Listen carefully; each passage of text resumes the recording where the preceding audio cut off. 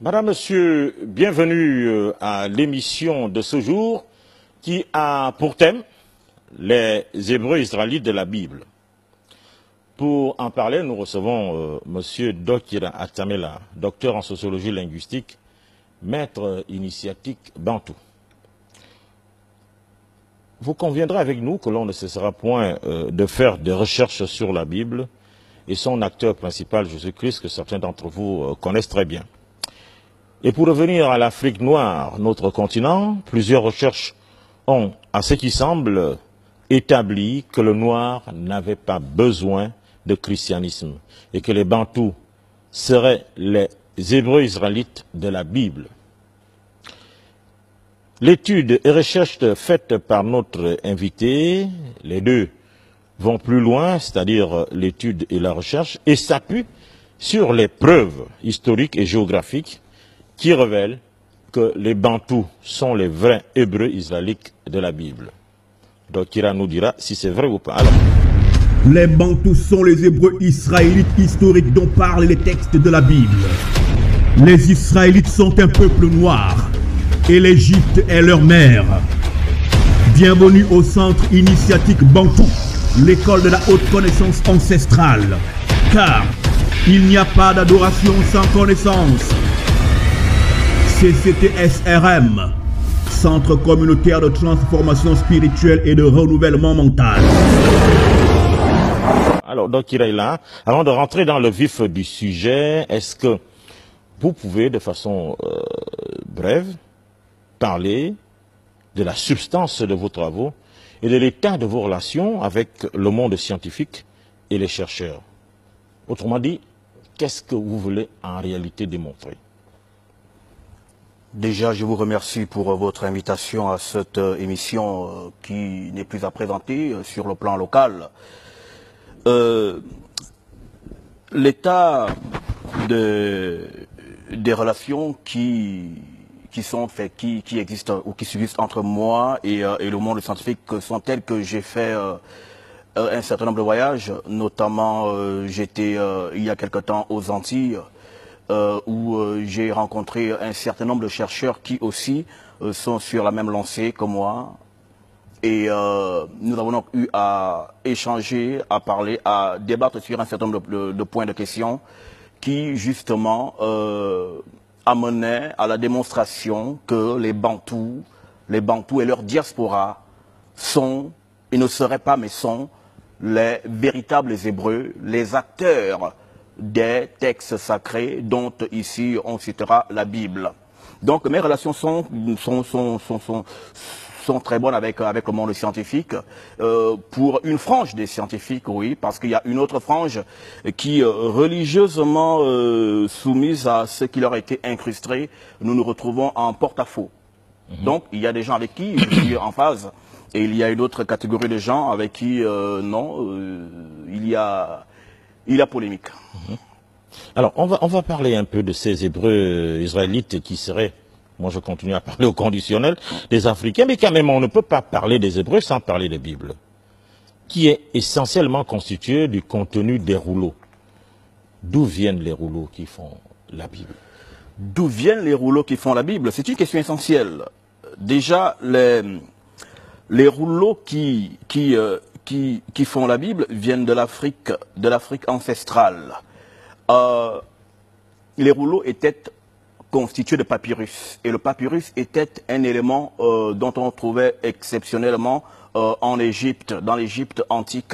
Si donc les rouleaux, si donc le support sur lequel étaient écrits les textes sacrés provient de l'Égypte, c'est que bel et bien les histoires qui étaient racontées dans ces textes-là concernait les gens qui vivaient sur cette plateforme qu'on appelle l'Égypte, parce que l'Égypte n'était pas qu'un pays, mais était à un moment donné tout le continent. Est-ce que ce n'est pas une simple déduction ou bien... Non du tout, c'est pas une simple déduction, parce que vous savez, les mots sont des pièges, les mots sont aussi des codes. Par exemple, quand on prend même le mot Bible, Mais le mot Bible révèle déjà l'origine des textes qui sont contenus à l'intérieur.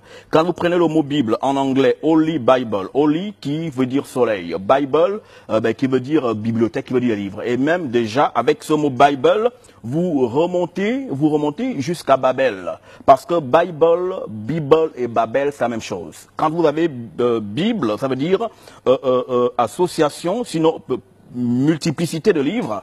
Et Babel, vous avez multiplicité de langues.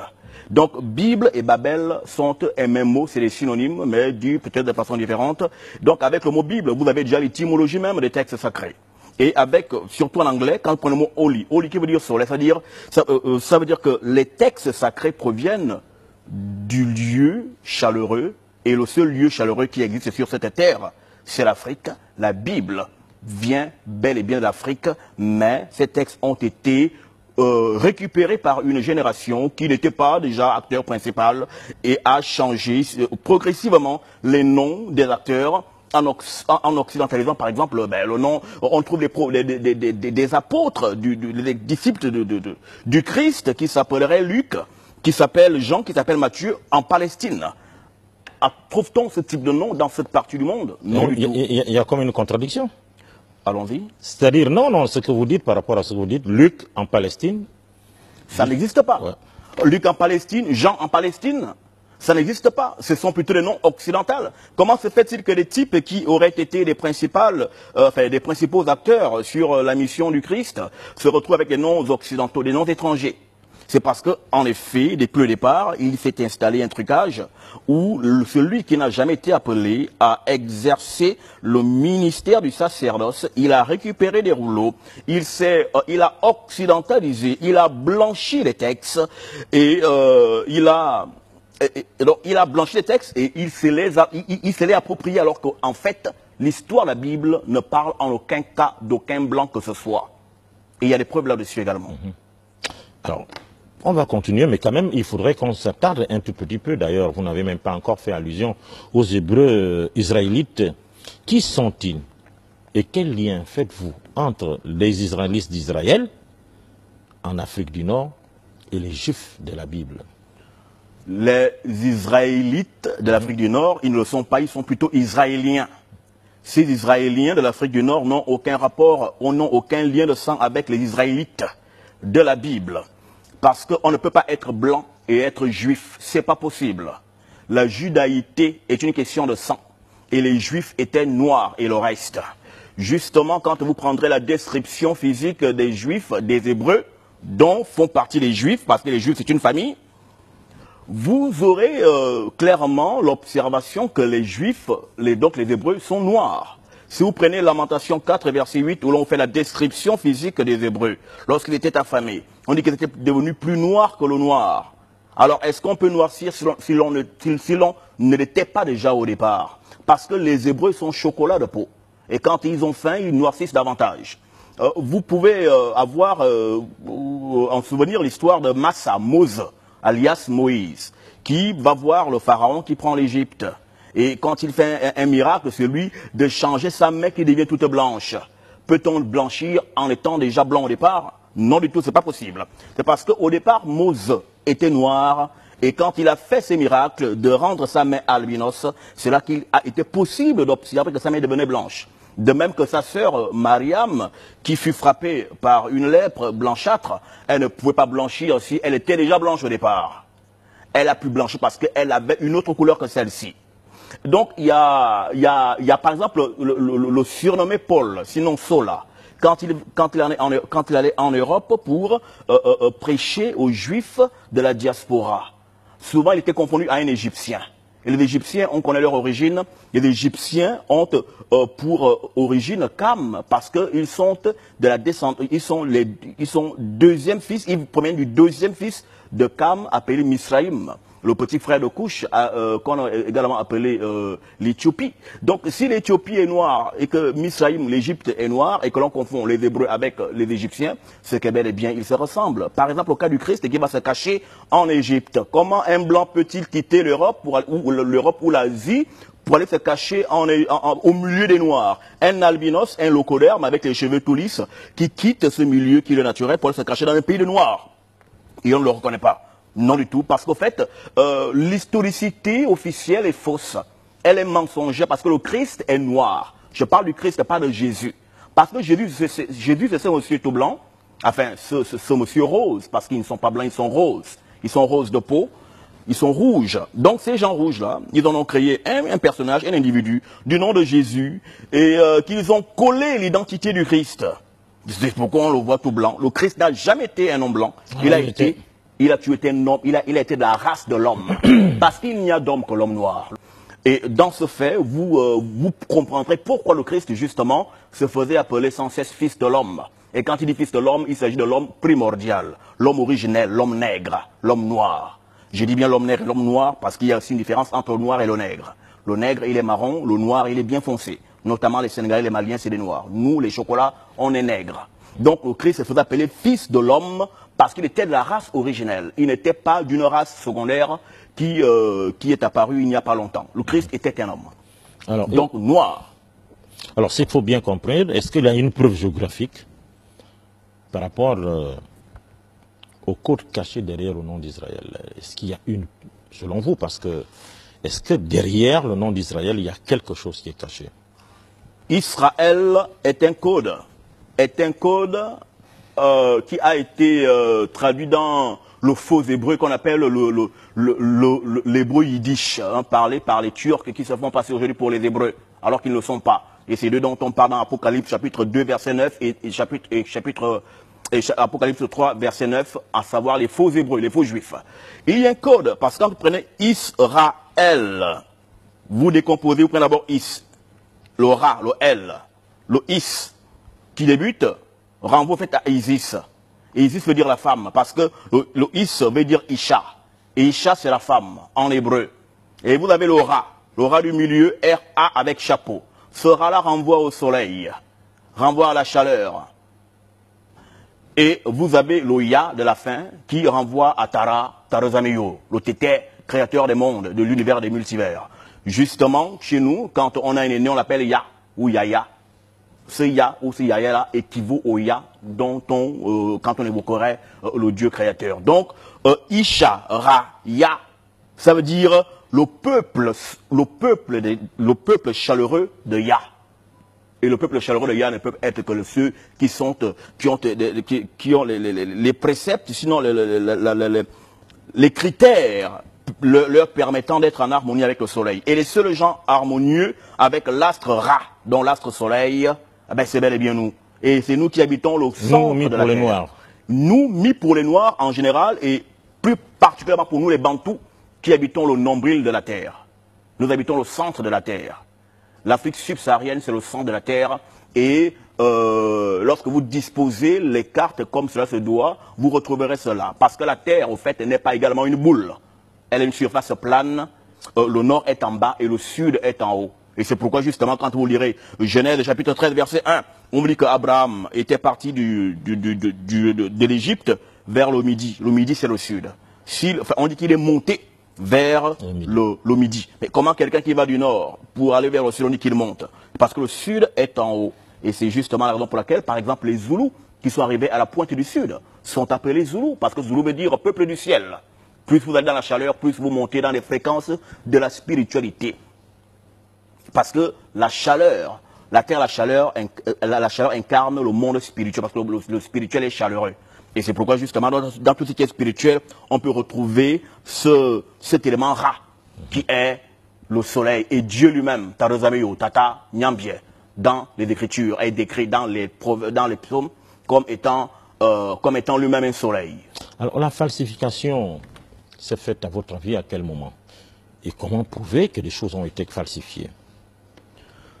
La falsification s'est faite au fur et à mesure que le temps passait. Déjà, la première chose qui s'est passée, que l'homme originel, le Bantou, le Ntou, le Nti, le Seigneur de la création, a abandonné la connaissance pour tomber dans des pratiques qui n'étaient pas du tout de nature à le spiritualiser.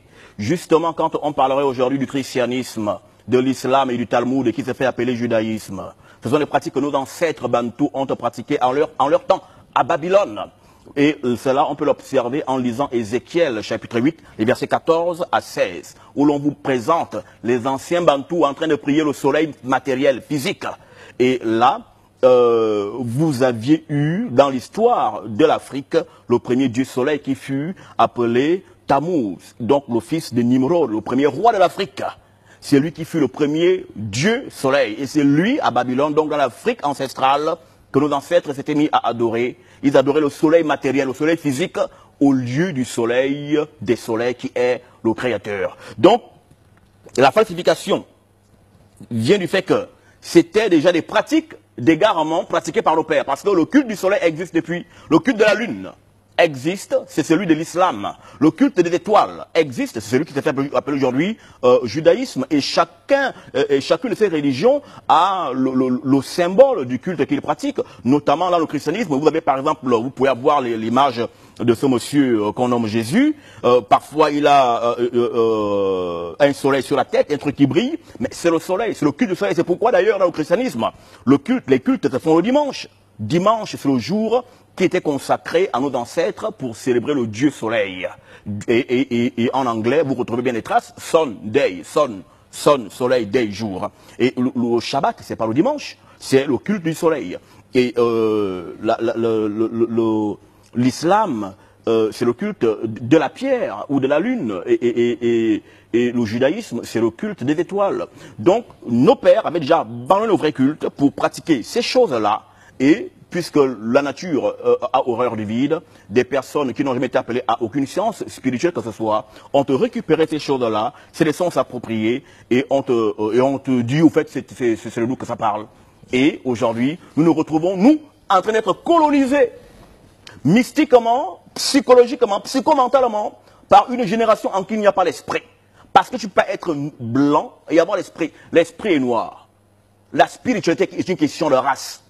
Et la spiritualité est nègre. Et c'est pourquoi, quand vous lisez Genèse chapitre 1, à partir du verset 1 et 2, il n'y a pas de lumière. La lumière apparaît à partir du verset 3. Comme quoi, c'est l'obscurité qui enfante la lumière. C'est le nègre qui enfante la lumière.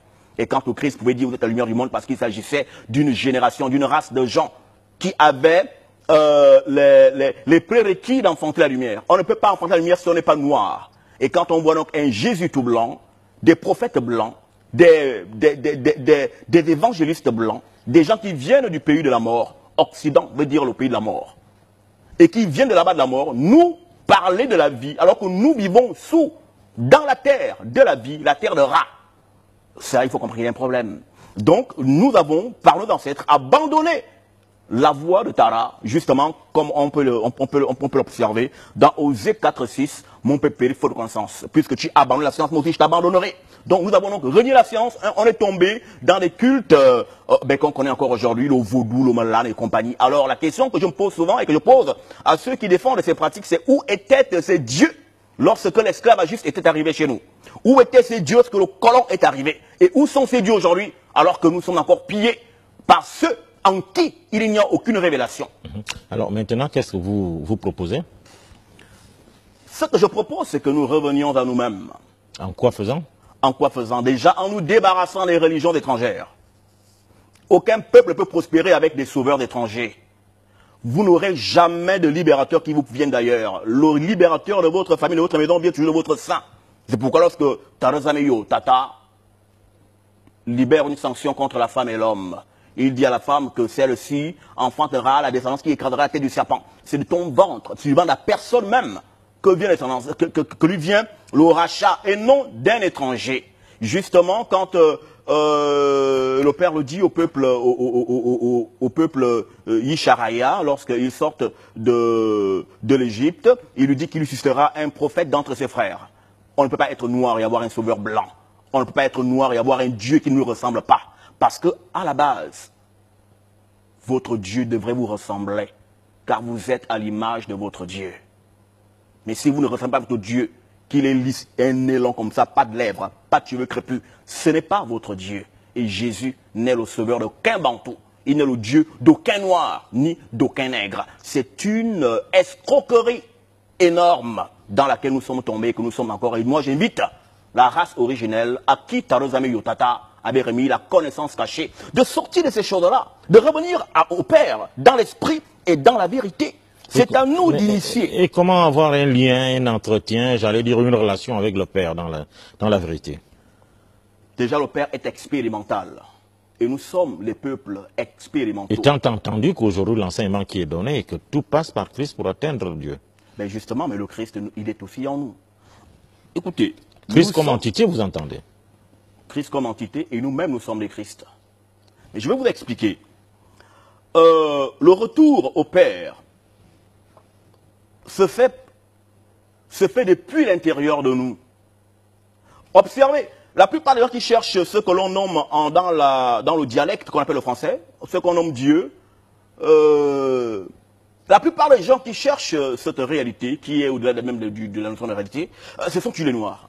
Ils sont dans les églises, ils prient les prophètes qui ne ressemblent pas à leur père, ils sont toujours dans les églises, ils prient, ils jeûnent, ils crèvent de faim. Pendant que ceux qui ont amené les religions eux-mêmes, ils sont homosexuels, ils sont partout, ils font bien pas trop quoi. Alors, comment ça peut-il s'expliquer? Qu'en Europe, les temples deviennent des musées et qu'ici, les chambres deviennent des temples.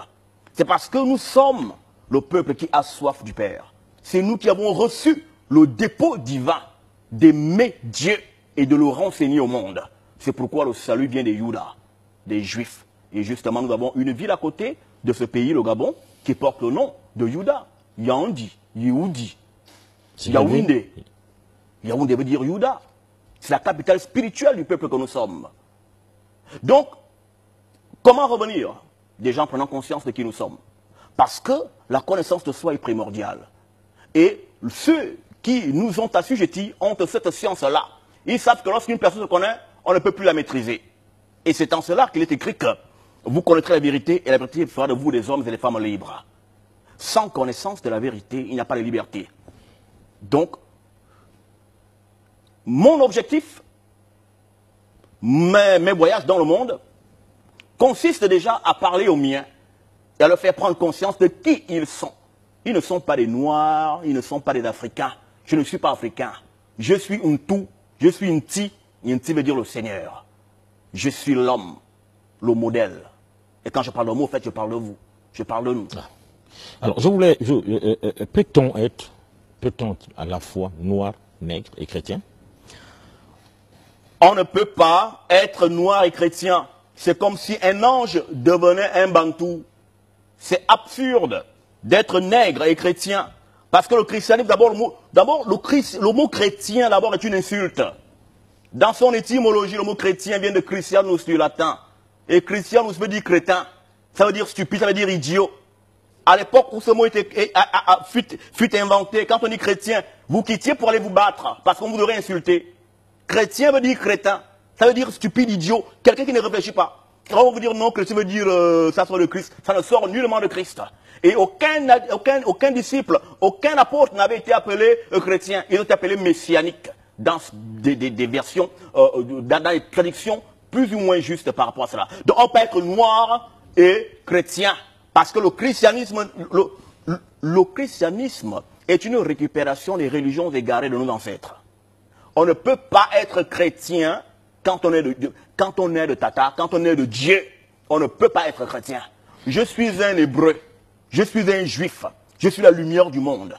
Je n'ai pas à entrer dans des dénominations créées à partir de la psyché d'une petite élite de gens éprise d'une volonté profonde de dominer. Alors aujourd'hui, est-ce que vous pensez que la tendance peut être renversée?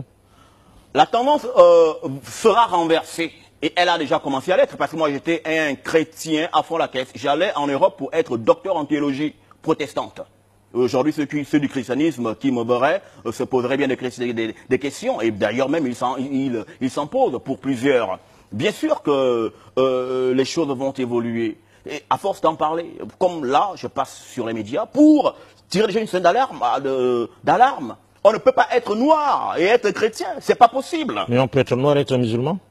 Ah ben quand j'ai dit chrétien, j'ai dit aussi musulman. Ce sont des tabac la même pipe comme on dit souvent. C'est les mêmes choses. Chrétien, musulman, tout ça c'est pareil. Bouddhiste. Tout ça c'est pareil. Justement, je vais vous parler de cette affaire de religion révélée. C'est quoi une religion? Une religion, c'est une association, c'est un assemblage de traditions, de coutumes. Mais comment quelque chose de culturel va-t-il devenir une révélation? Vous avez l'habitude de vous endormir, de vous réveiller. Est-ce que c'est une révélation? Vous avez l'habitude de vous asseoir, vous mangez par la bouche. Est-ce que c'est une révélation? Mais comment des coutumes peuvent-elles devenir des révélations? Ça, c'est des escroqueries. Il n'y a pas de religion révélée. On ne peut pas devenir, on peut pas être noir et chrétien. Déjà, je vais vous dire, pourquoi les nègres et les noirs n'ont jamais créé de religion? C'est parce qu'ils sont l'engeance spirituelle. Quand on est spirituel, on n'est pas religieux. On n'est pas dans des dénominations. Chez nous, nous vivons le divin, nous l'expérimentons. C'est pourquoi chez nous, souvent, on parle d'initiation. Parce que c'est expérimental, la divinité. Ce n'est pas quelque chose de théorique ou de théologique où on s'assoit pour étudier l'inconnu. En quoi consiste cette expérience? Comment expérimenter la divinité chez vous, les Bantous? Ou bien? Alors, l'expérimentation, déjà, elle est graduelle. Hein. Ben, déjà, la première étape pour expérimenter la divinité, c'est d'abord l'écoute. On s'assoit, on écoute, et après l'écoute, nous aurons un signal mystique qui nous permettra de passer à l'étape suivante. Et fait, c'est mon cheminement. J'ai commencé par l'écoute, et après l'écoute, il y a toujours quelque chose qui vous amène à l'étape prochaine. Maintenant, je ne vais pas ici développer ces aspects, vu le temps que nous avons devant nous. Ou que c'est du domaine du secret, ou bien? Oui, tout à fait, exact, c'est ça. Alors, nous voulons également savoir, qu'est-ce que, très sincèrement, vous pensez, pas du christianisme en tant que tel, mais du fait que, qu'est-ce que vous pensez du cheminement qui consiste à dire que le chemin de la vérité n'est rien que par Jésus-Christ. Bon. Le chemin qui amène au Père. Le Christ de la race originelle. Parce qu'il faut bien distinguer les choses. Je vous parle pas, quand je parlerai du Christ, quand je parlerai du Christ, je ne parlerai pas de Jésus. Parce que là, il y a amalgame. Le Jésus du 25 décembre, qui est une escroquerie, et le Christ véritable qui a existé, on ne sait pas quand, on n'a pas des dates fixes. Si quelqu'un vous fixe sur les dates, c'est que c'est un menteur. Le Christ a existé. Donc, alors, le Christ, le véritable, donc qu'on décrit comme étant noir, dans Apocalypse chapitre 1, La Bible nous parle bien de la naissance de Jésus, attention. La Bible parle de la naissance de Jésus. Alors, voici un individu qui serait né le 25 décembre. Hein, il n'est pas écrit 25 décembre dans la Bible.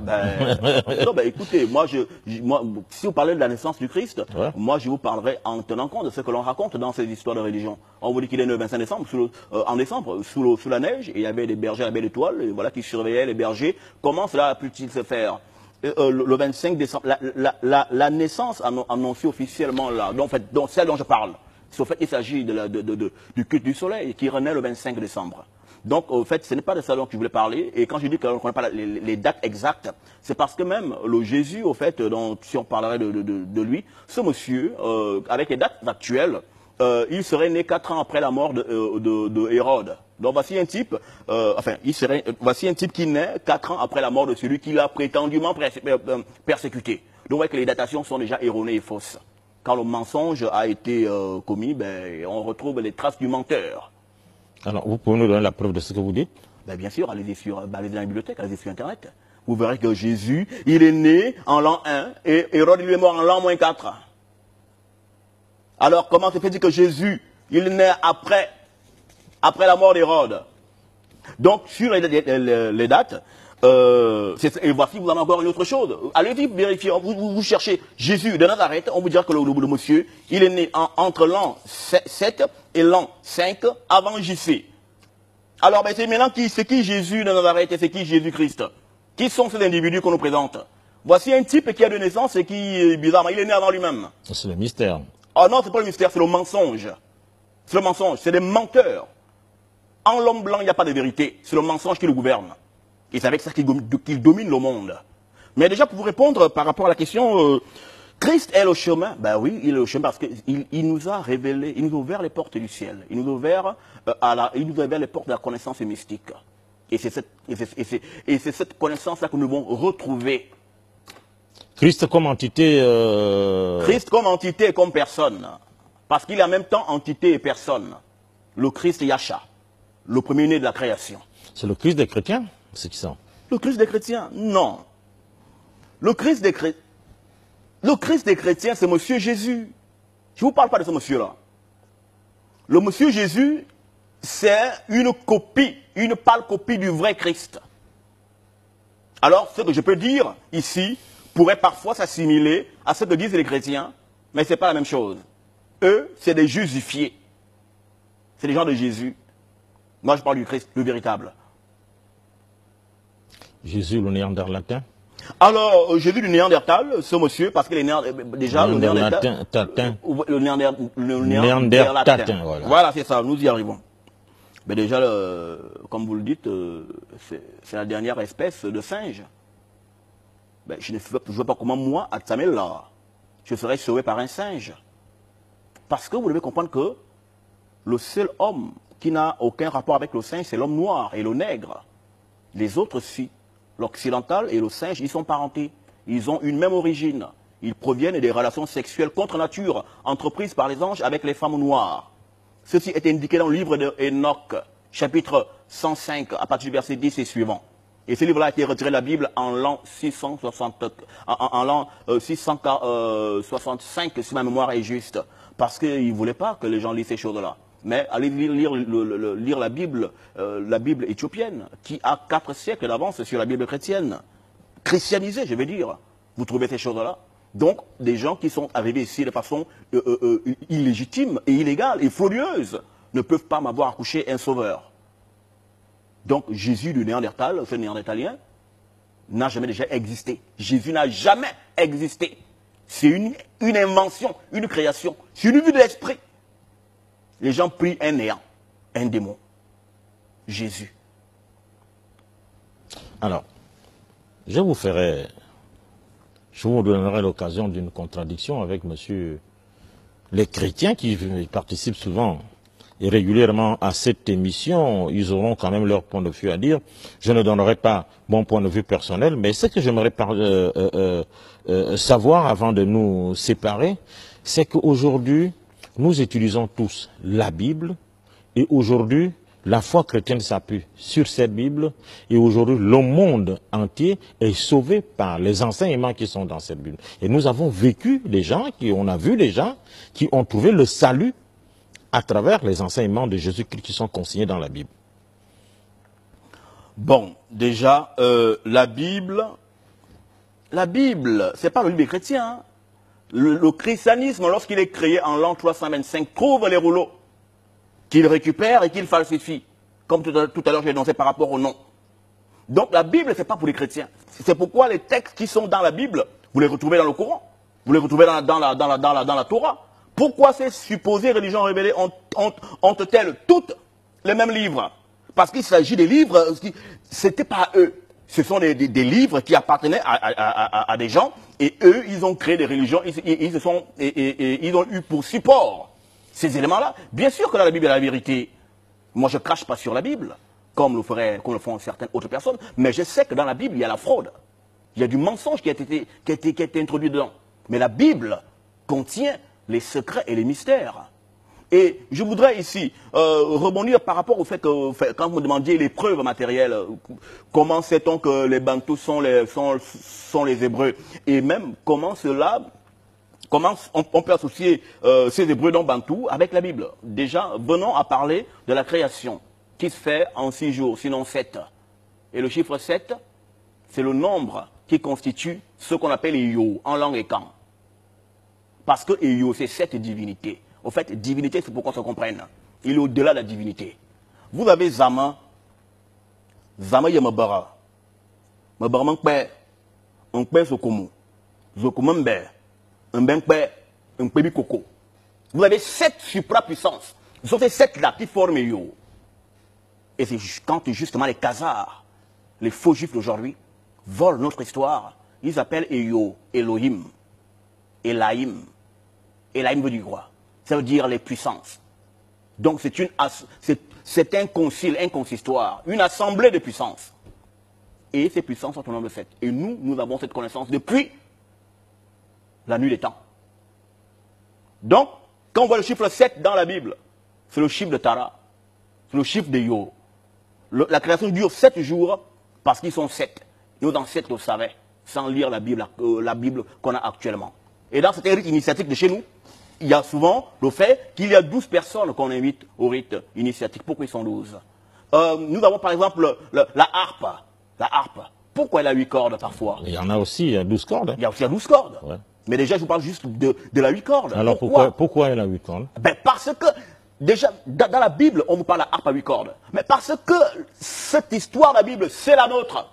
Et La harpe à 8 cordes, c'est la harpe de la Renaissance. Le chiffre 4, amplifié.